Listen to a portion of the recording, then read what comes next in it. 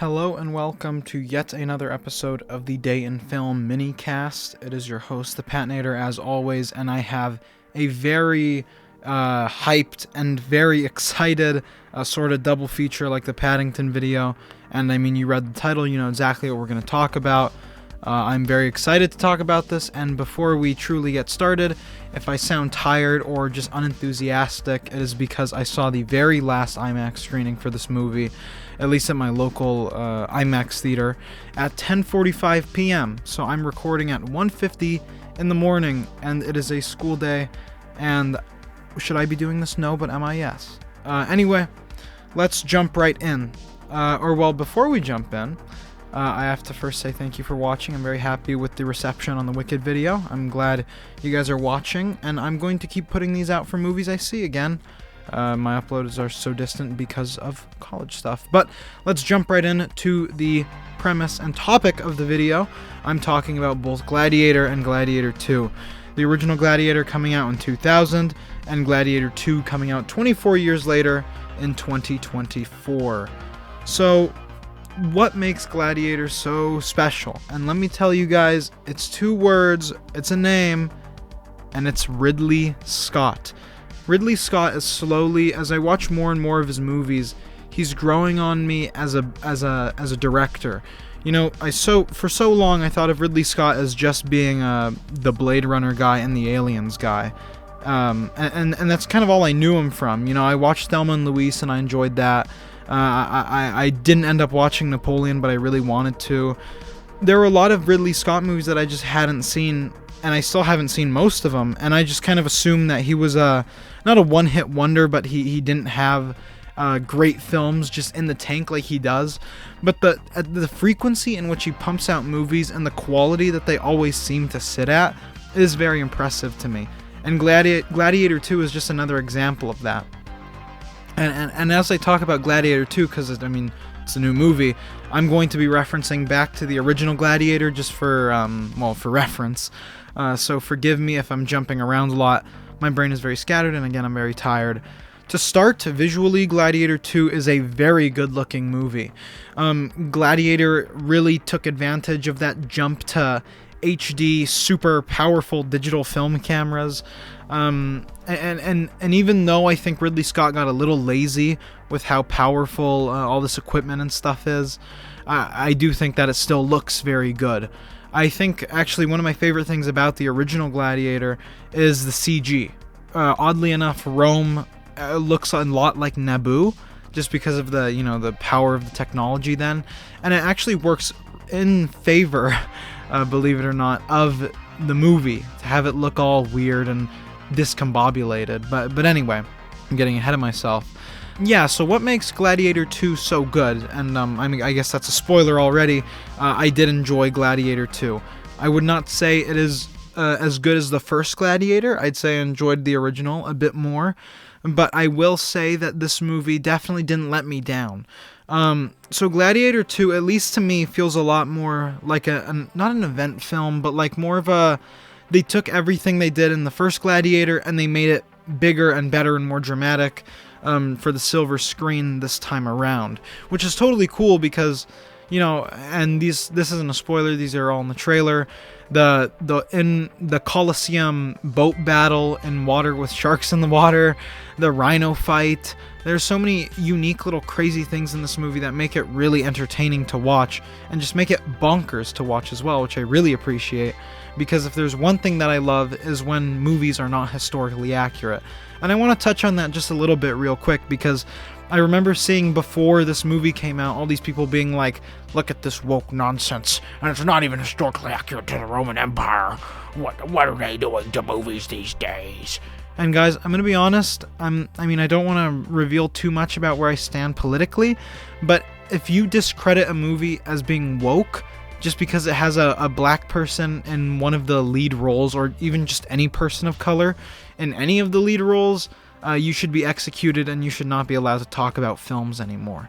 I hate that mindset so much because it's just so disclusionary. I don't know if that's a word. It just feels so automatically rude and hateful for literally no reason. But anyway, yeah, I love how not historically accurate this movie is, because it really feels like Ridley Scott was allowed to have more fun this time around, to, you know, throw whatever he wanted into this movie. There are a couple more animal fights in this movie that are standout excellent. Specifically, the one towards the start is just crazy. I had no idea it was coming, and I mean, it's brutal and it's crazy and it's gory, and I mean, and that's another thing too. This movie is very violent, which obviously it's a movie about gladiators, but in a lot of ways it also wasn't as... It was more violent visually, I think, but at least in the sense of like actual intensity, I feel like it definitely wasn't there. Paul Mescal is probably the biggest flaw to this movie besides the shakier script, and I think that's not... Paul Mescal could do this a lot better, and he has a lot of very good natural things that just kind of come with the package, you know. He has very expressive eyes. He's a very expressive actor, is basically what I'm trying to say. But the way he acts, specifically outside of Coliseum scenes, is... I don't like it. Straight up, I do not like it.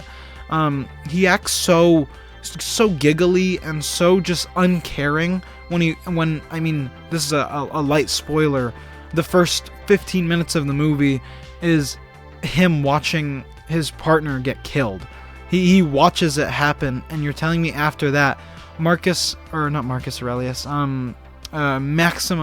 went through literally the exact same thing in the original Gladiator, but he had a kid as well, but he didn't. He got over it. Or, I mean, he didn't get over it, and he stayed very somber throughout the whole movie. And Paul Mescal has, like, maybe 5 scenes where he's very somber, and then everything after that, if it's not fighting, he's just kind of a normal dude, which I think does kind of take me out of the movie a little bit. Denzel Washington, though, who I was most excited to see, does play a really good role. He does still play that, like, that New York mobster. He's definitely still American gangster Denzel Washington in this movie, which is nice. You know, I was kind of hoping, because I think it's so funny to hear all these people putting on these very light Roman accents, or just like a more Mediterranean accent. I don't know if that was probably very bad. But hearing Denzel Washington just talk like he does is very funny. The emperors in this movie, the Caesars, whatever you'd call them, the twins, are very good in this movie. I think they're actually one of my favorite parts. Just the way they interact with the gladiator fights and with each other, and the clear, like, ego and maniacal mental illnesses they both have. I think it's a really nice addition. All the returning characters, which is only like 2 or 3, they're all pretty good. Pedro Pascal was very good in this movie. I really wish he did more. He definitely gets the short end of the stick when it comes to actual character. I feel like he has 3 scenes, and then he's and then the rest of his character happens. But overall, I mean, I don't have a lot more to say about Gladiator 2. It is a very good movie. I'd say this is a solid 7 out of 10. I'm sure on rewatch I'd maybe even enjoy it a little more, because even though it's around the same length as the original Gladiator, it definitely feels quicker. This movie gets it really gets the butter churning quicker this time around, which I do really appreciate. You know, I do like to have my movies quick and snappy, but, you know, not that the original Gladiator is bad, you know. Lord knows, I actually rewatched it right before this, and I loved it. But anyway, I'm taking up too much of your time. You're probably not even listening because this one was so boring. I'm sorry I have so little to say. I'm not going to lie to you guys. There was some very heavy blinking during this movie, especially around the middle of the movie. Let's just say, when you're tired, and that's just how it is. A couple more things real quick. The music was very good. The Senators did absolutely nothing in this one, especially the one guy that Denzel Washington keeps making bets with. He does essentially nothing, and then his character is just out of the movie. But yeah, I don't have much more to say. It's very visually excellent movie. I thought it looked very good. Ridley Scott knows exactly what he's doing, and if someone tells you otherwise, don't listen to them. But anyway, that's all I have to say. I hope you have a wonderful day or night, and I will see you in the theater and the Gladiator arena.